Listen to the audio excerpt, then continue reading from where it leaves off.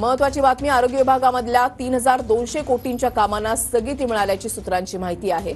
मुख्यमंत्र्यांकडून तानाजी सावंतांच्या कार्यकाळातील कामांना स्थगिती मिळाल्याची सूत्रांची माहिती आहे।